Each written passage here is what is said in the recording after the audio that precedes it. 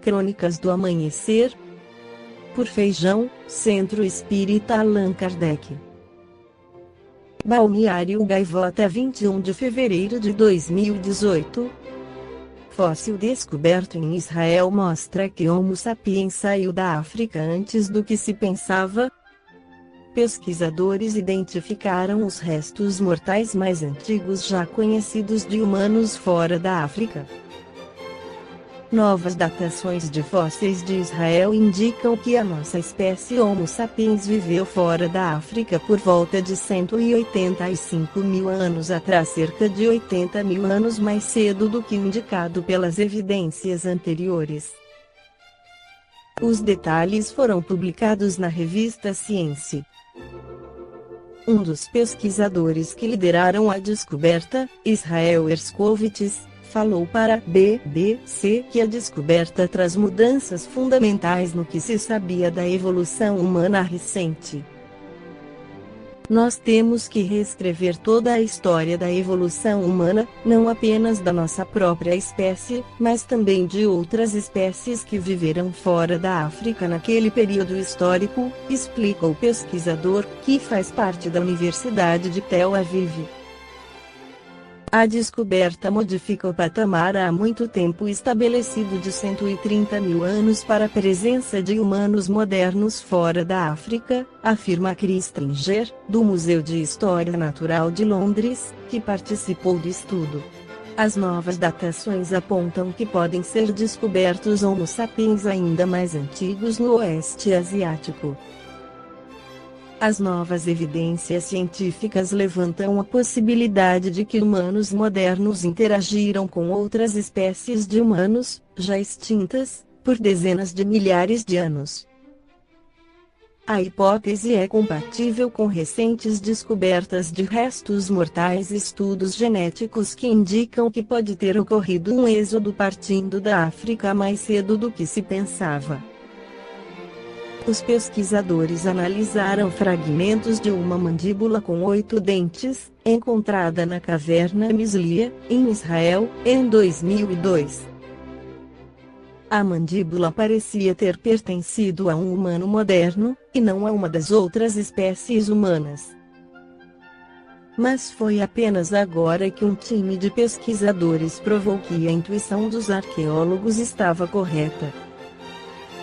A mandíbula de fato pertenceu a um humano moderno. A descoberta foi feita com a ajuda de uma tomografia computadorizada, seguida da construção de um modelo virtual 3D e da comparação com fósseis humanos antigos da África, Europa e Ásia e com restos mortais de humanos modernos.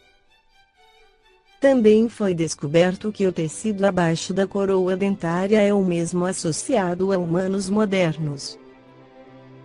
O resultado de 3 diferentes métodos de datação, conduzidos em 3 laboratórios diferentes e que não tinham conhecimento do trabalho um do outro, mostra que os restos fossilizados têm entre 177 mil e 194 mil anos. Antes disso, a evidência mais antiga da presença de humanos fora da África vinha dos sítios arqueológicos de Skul e Kafze, em Israel, datados entre 90 mil e 125 mil anos. Os restos mortais da caverna Mislia foram encontrados em uma camada que continha instrumentos de pedras que pertencem ao tipo Levallois, usados na região entre 250 mil e 140 mil anos atrás. Se as ferramentas Levallois estão associadas com a dispersão de humanos modernos nessa área, é possível que nossa espécie tenha migrado a partir da África muito mais cedo. Até recentemente, as evidências de migrações do Homo sapiens para fora da África eram limitadas ao Levante e região no Oriente Médio. Nos últimos anos, entretanto, descobertas de fósseis humanos modernos em Daoxian e Zirendong, na China, datadas entre 80 mil e 120 mil anos sugerem ondas de migração à Europa e Ásia mais antigas do que antes se pensava. Além disso, estudos genéticos revelaram sinais de cruzamento entre espécies de humanos africanos e neandertais, nossos parentes na cadeia evolutiva. Nós tínhamos tantas evidências, mas não sabíamos onde elas se encaixavam, diz Herskovits. Agora, com essa nova descoberta, todas as peças levam a um mesmo lugar, um possível êxodo ocorrido cerca de 250 mil anos atrás, que é a data das ferramentas encontradas na caverna Mislia. Porém, as migrações mais antigas dos Homo sapiens da África para a Eurásia podem ter resultado em extinção. Descobertas feitas por pesquisadores de genética e arqueólogos levam a crer que as pessoas que vivem hoje fora do continente africano têm como ancestrais humanos que participaram de um êxodo ocorrido há 60 mil anos. A maioria de estudos de DNA não encontrou evidências de migrações mais antigas do que isso nos nossos genes. Outras descobertas revelaram quando humanos que viviam na África evoluíram até chegar na estrutura anatômica moderna. Ano passado, uma equipe anunciou que fósseis que seriam versões mais antigas de Homo sapiens no Marrocos foram datadas em cerca de 315 mil anos. É muito anterior à data antes aceita como a origem da nossa espécie e 200 mil anos. E é possível que descobertas futuras possam revelar uma data ainda mais antiga. No Livro dos Espíritos, Allan Kardec esclarece sobre o povoamento da Terra nas perguntas abaixo 50. A espécie humana começou por um só homem. Não, aquele que chamais Adão não foi o primeiro nem único a povoar a Terra. 51. Podemos saber em que época viveu Adão? Mais ou menos naquela que lhe assinalai cerca de 4.000 anos antes do Cristo. Comentário de Kardec: o homem cuja tradição se conservou sob o nome de Adão foi um dos que sobreviveram, em alguma região, a um dos grandes cataclismos que em diversas épocas modificaram a superfície do globo, e tornou-se o tronco de uma das raças que hoje o povoam. As leis da natureza contradizem a opinião de que os progressos da humanidade, constatados muito tempo antes do Cristo, se tivessem realizado em alguns séculos, como teria de ser, se o homem não tivesse aparecido senão depois da época abalada para a existência de Adão. Alguns, e com muita razão, consideram Adão como um mito ou uma alegoria, personificando as primeiras idades do mundo. 52.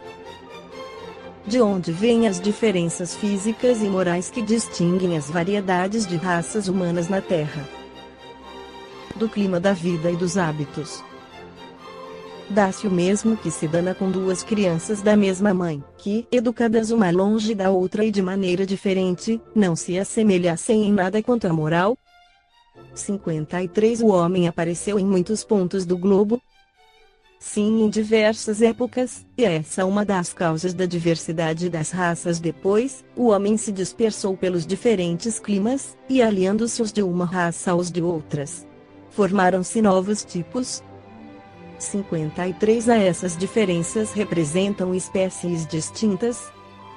Certamente não, pois todos pertencem à mesma família. As variedades do mesmo fruto acaso não pertencem à mesma espécie? 54. Se a espécie humana não procede de um só tronco, não devem os homens deixar de considerar-se irmãos. Todos os homens são irmãos em Deus porque são animados pelo Espírito e tendem para o mesmo alvo. Quereis sempre tomar as palavras ao pé da letra. No livro A Caminho da Luz, o Espírito e Emmanuel, pela psicografia de Francisco Cândido Xavier, traz mais esclarecimentos sobre a origem do homem ao afirmar que as almas mudam a indumentária carnal, no curso incessante dos séculos, constroem o edifício milenário da evolução humana com as suas lágrimas e sofrimentos, e até nossos ouvidos chegam os ecos dolorosos de suas aflições. passam as primeiras organizações do homem e passam as suas grandes cidades, transformadas em ossuários silenciosos. O tempo, como patrimônio divino do espírito, renova as inquietações e angústias de cada século, no sentido de aclarar o caminho das experiências humanas. Passam as raças e as gerações, as línguas e os povos, os países e as fronteiras, as ciências e as religiões. Um sopro divino faz movimentar todas as coisas nesse torvelinho maravilhoso. Estabelece-se, então, a ordem, equilibrando todos os fenômenos e movimentos do edifício planetário, vitalizando os laços eternos que reúnem a sua grande família. Vê-se, então, o fio inquebrantável que sustenta os séculos das experiências terrestres, reunindo-as, harmoniosamente, umas às outras, a fim de que constituam o tesouro imortal da alma humana em sua gloriosa ascensão para o infinito. As raças são substituídas pelas almas e as gerações constituem fases do seu aprendizado e aproveitamento, as línguas são formas de expressão, caminhando para a expressão única da fraternidade e do amor, e os povos são os membros dispersos de uma grande família trabalhando para o estabelecimento definitivo de sua comunidade universal. Seus filhos mais eminentes, no plano dos valores espirituais, são agraciados pela Justiça Suprema, que legisla no alto para todos os mundos do universo, e podem visitar as outras pátrias siderais, regressando ao orbe, no esforço abençoado de missões regeneradoras dentro das igrejas e das academias terrenas. Depois dessa introdução poética, o Espírito Emmanuel esclarece mais que os antropoides das cavernas espalharam-se, então, aos grupos, pela superfície do globo, no curso vagaroso dos séculos, sofrendo as influências do meio e formando os pródromos das raças futuras em seus tipos diversificados. A realidade, porém, é que as entidades espirituais auxiliaram o homem do sílex 8, imprimindo-lhe novas expressões biológicas. Extraordinárias experiências foram realizadas pelos mensageiros do invisível. As pesquisas recentes da ciência sobre o tipo de Neandertal 9, reconhecendo nele uma espécie de homem bestializado, e outras descobertas interessantes da paleontologia, quanto ao homem fóssil, são um atestado dos experimentos biológicos a que procederam os prepostos de Jesus, até ficharem no primata os característicos aproximados do homem futuro. Os séculos correram o seu velário de experiências penosas sobre a fronte dessas criaturas de braços alongados e de pelos densos, até que um dia os hostes do invisível operaram uma definitiva transição no corpo perispiritual preexistente, dos homens primitivos, nas regiões siderais e em certos intervalos de suas reencarnações. Surgem os primeiros selvagens de compleição melhorada, tendendo à elegância dos tempos do porvir. Uma transformação visceral verificara-se na estrutura dos antepassados das raças humanas. Como poderia operar-se semelhante transição?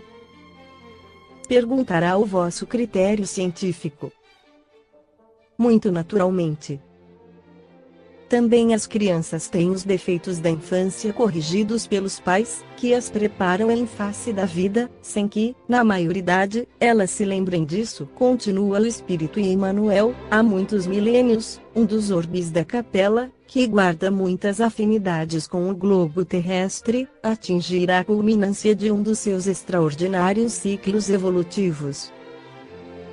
As lutas finais de um longo aperfeiçoamento estavam delineadas, como ora acontece convosco, relativamente às transições esperadas no século XX, neste crepúsculo de civilização. Alguns milhões de espíritos rebeldes lá existiam, no caminho da evolução geral, dificultando a consolidação das penosas conquistas daqueles povos cheios de piedade e virtudes, mas uma ação de saneamento geral os alijaria daquela humanidade, que fizera jus à concórdia perpétua, para a edificação dos seus elevados trabalhos. As grandes comunidades espirituais, diretoras do cosmos, deliberam, então, localizar aquelas entidades, que se tornaram pertinazes no crime, aqui na terra longínqua, onde aprenderiam a realizar, na dor e nos trabalhos penosos do seu ambiente, as grandes conquistas do coração, impulsionando, simultaneamente, o progresso dos seus irmãos inferiores.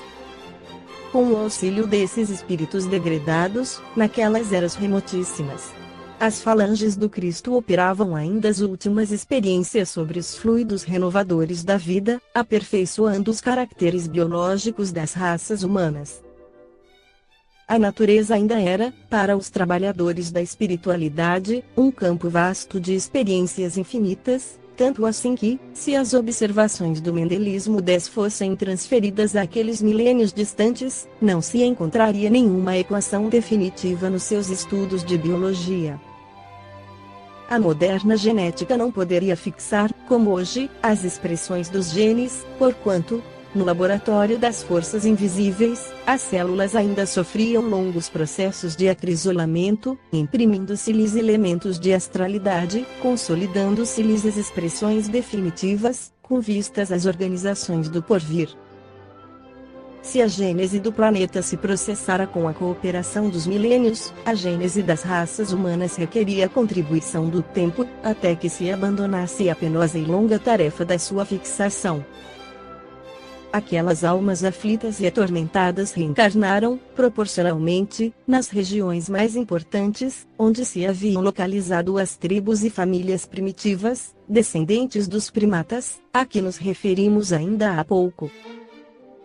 Com a sua reencarnação no mundo terreno, estabeleciam-se fatores definitivos na história etnológica dos seres.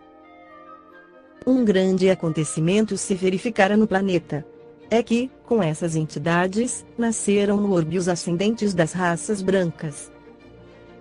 Em sua maioria, estabeleceram-se na Ásia, de onde atravessaram o Istmo de Suez para a África, na região do Egito, encaminhando-os igualmente para a longínqua Atlântida, de que várias regiões da América guardam assinalados vestígios. Não obstante as lições recebidas da palavra sábia e mansa do Cristo, os homens brancos olvidaram os seus sagrados compromissos. Grande percentagem daqueles espíritos rebeldes, com muitas exceções, só puderam voltar ao país da luz e da verdade depois de muitos séculos de sofrimentos expiatórios. Outros, porém, infelizes e retrógrados, permanecem ainda na terra, nos dias que correm, contrariando a regra geral, em virtude do seu elevado passivo de débitos clamorosos. Esta foi a crônica do amanhecer de 21 de fevereiro, por Feijão.